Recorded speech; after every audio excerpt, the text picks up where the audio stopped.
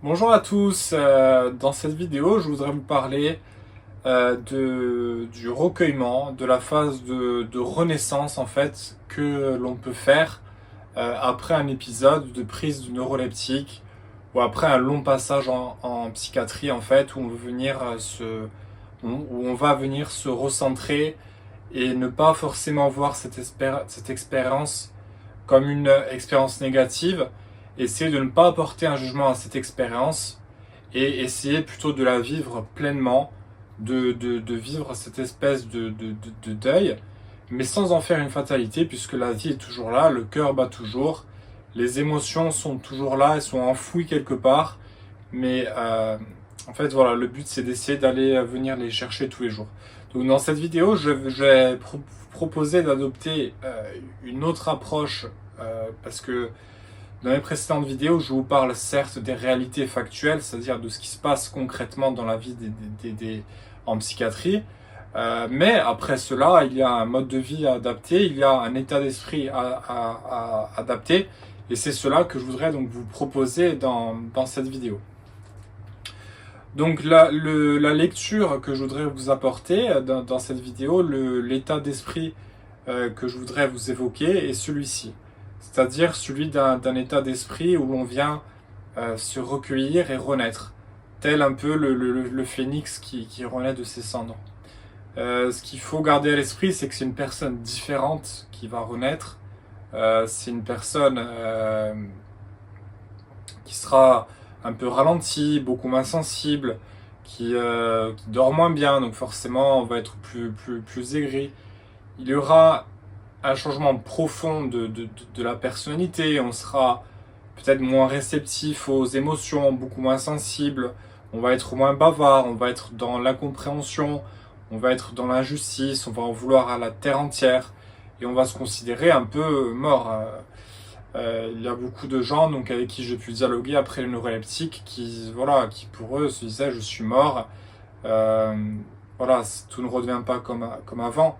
Certes, moi aussi, j'ai dans mes mauvais jours, j'ai cet état d'esprit-là, mais quand même, il faut en fait cultiver déjà, moi, ce que je vous conseille de faire, et c'est ce que j'ai fait, ça m'a beaucoup aidé. Alors, je l'ai dit, je ne suis pas croyant, mais ce que je faisais en fait, c'est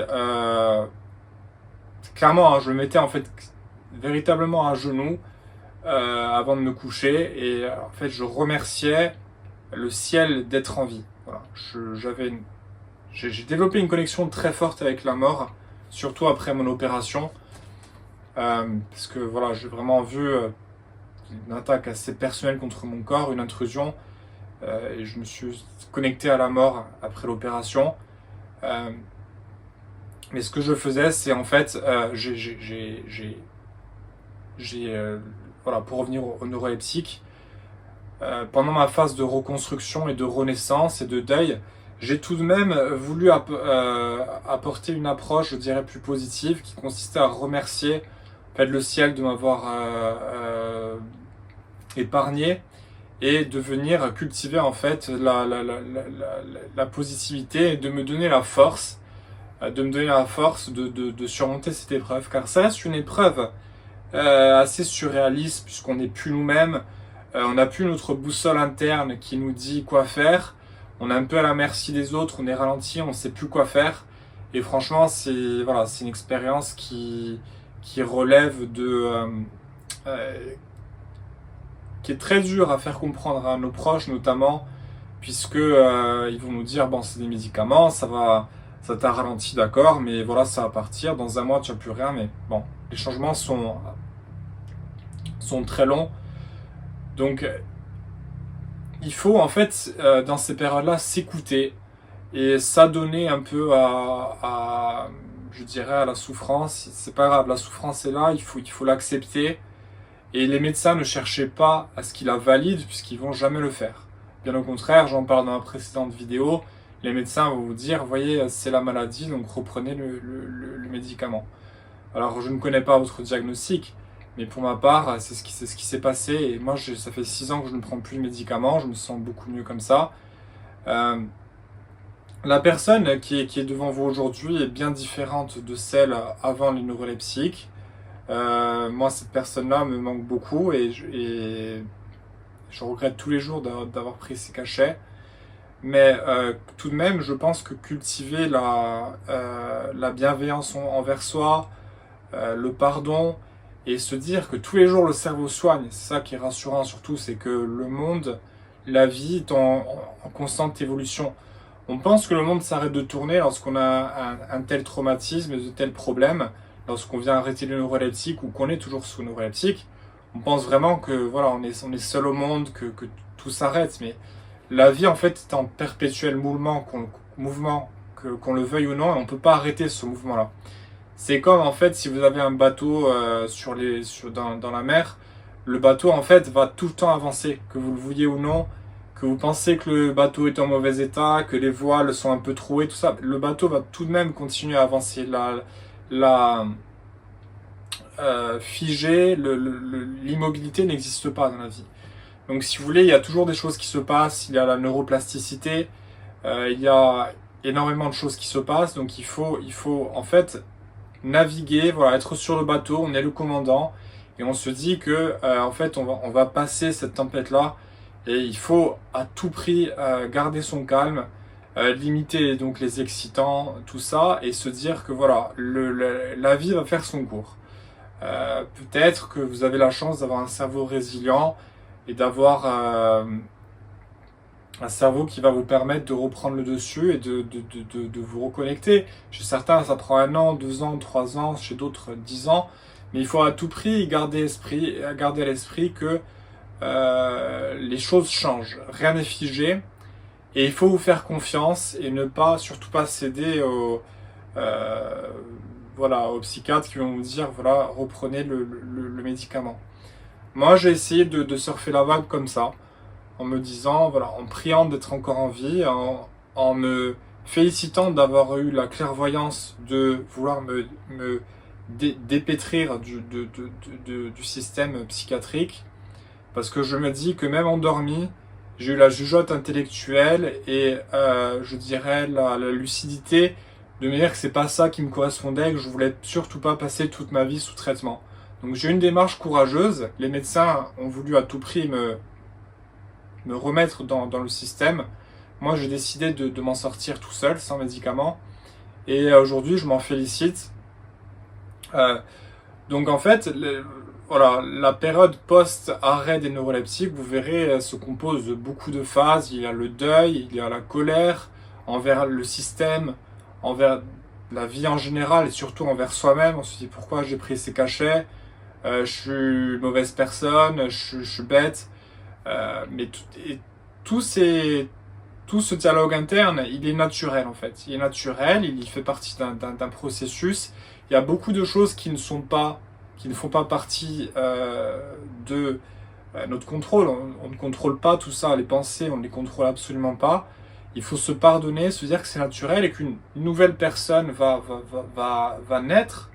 Elle sera différente, elle sera moins sensible, mais cette personne-là ne sera pas pour autant une version plus mauvaise. C'est un des concepts de la DBT, c'est une thérapie qu'on conseille aux personnes borderline notamment.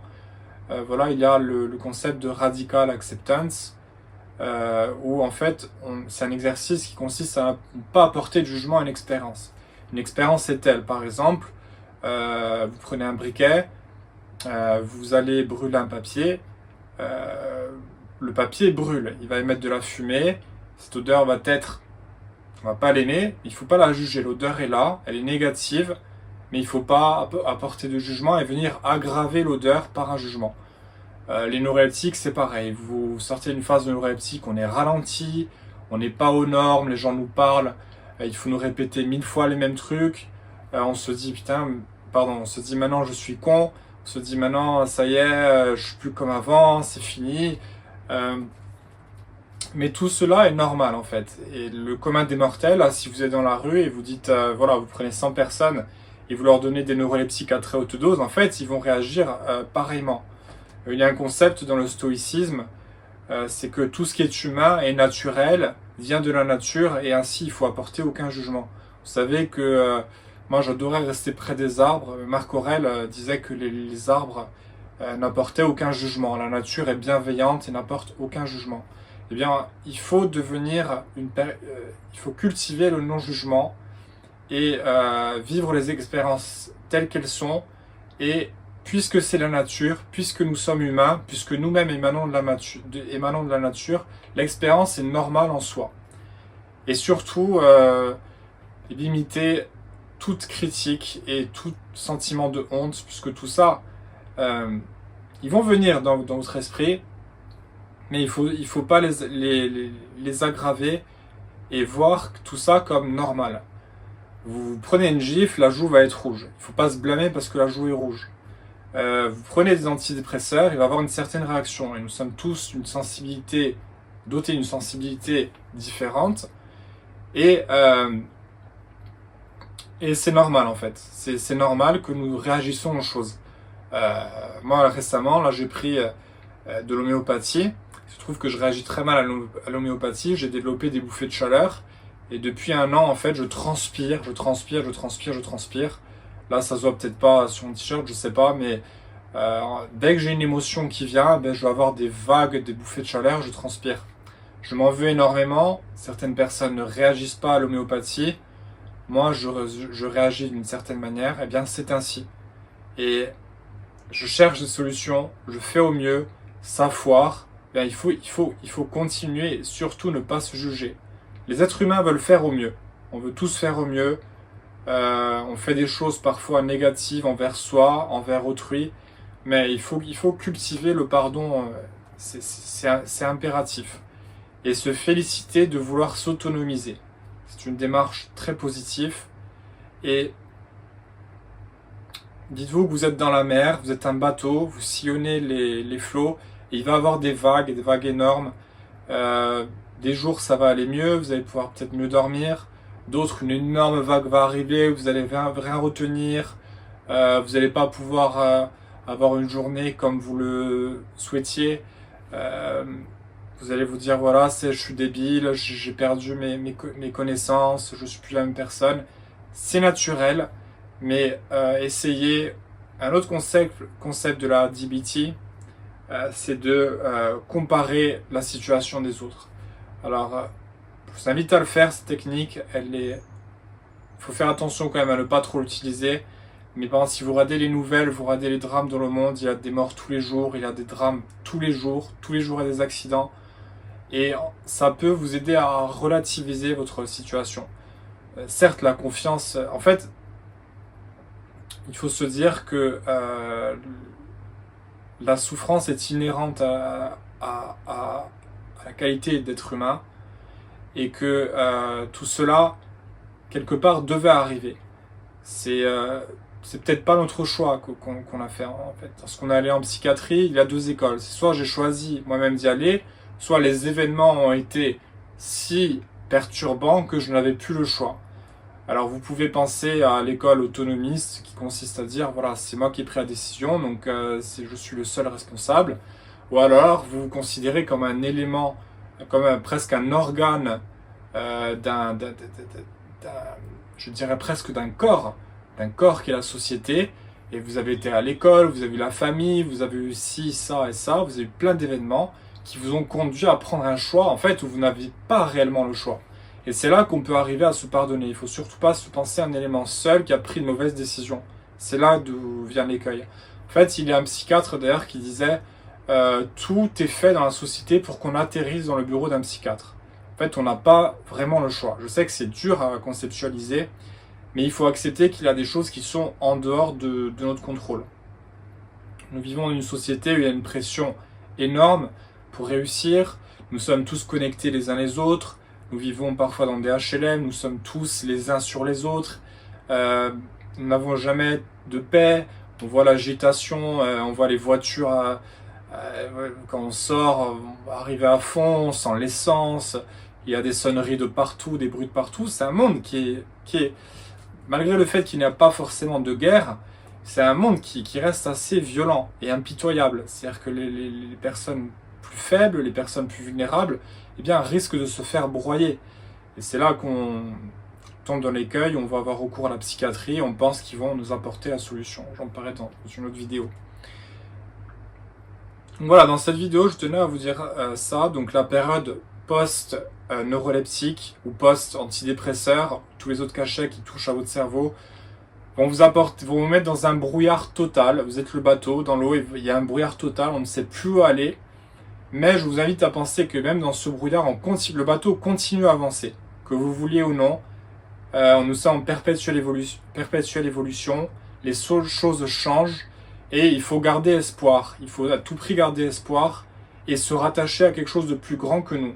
Moi, je ne crois pas en Dieu, encore une fois, mais il faut se penser qu'il y a, je dirais, quelque chose de spirituel, une force divine, un destin, quelque chose qu'on ne contrôle pas, qui va en fait nous amener, nous sortir de cette situation-là. Il faut y croire.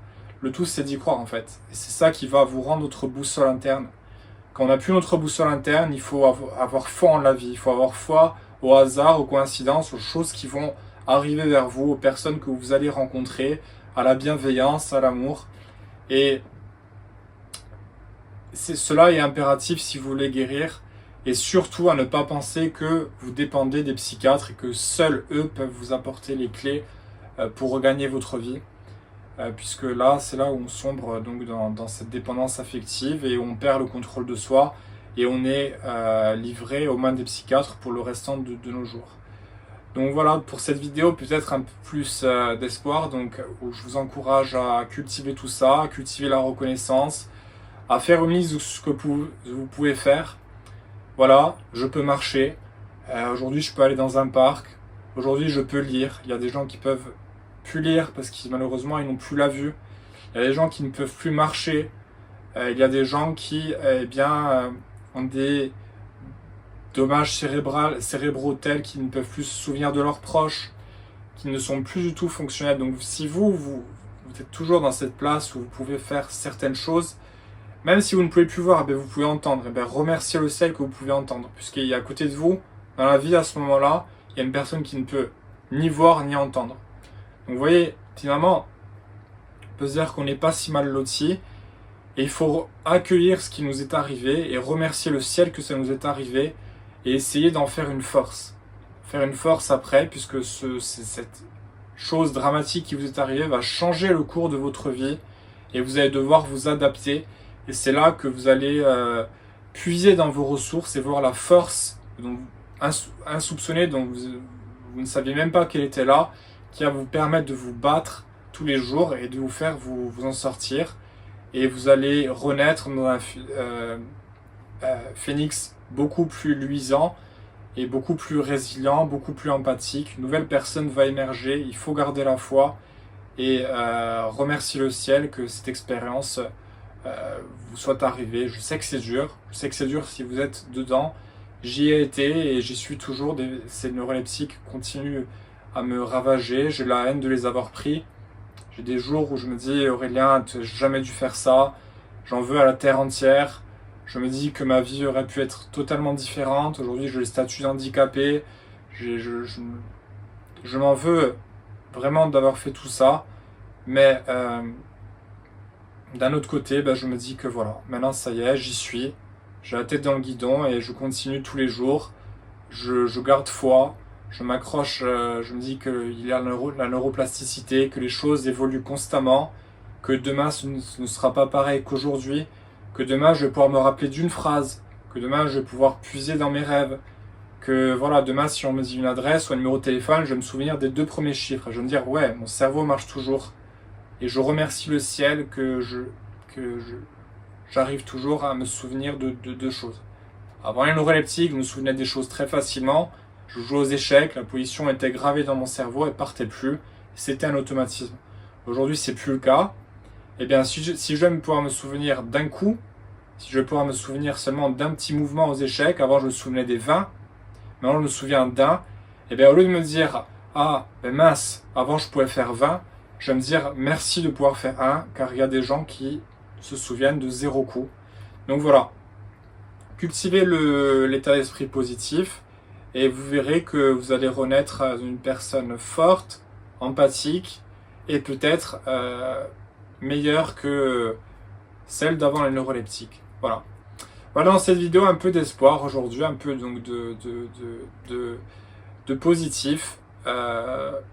Ayez la foi, pas forcément, ça ne doit pas avoir forcément une perspective religieuse, mais ayez la foi en quelque chose de plus grand et cultivez donc l'acceptation, le destin et la résilience. Et ne pensez pas que seuls les psychiatres peuvent vous sauver, loin de là. Vous êtes le maître de votre vie, vous dirigez le bateau et les vagues certes tapent, mais elles vont jamais détruire votre navire tant que vous gardez la foi. Voilà pour cette vidéo, n'hésitez pas à mettre un pouce bleu, à commenter, à vous abonner, puis je vous dis à bientôt dans une autre vidéo. Merci à vous, au revoir.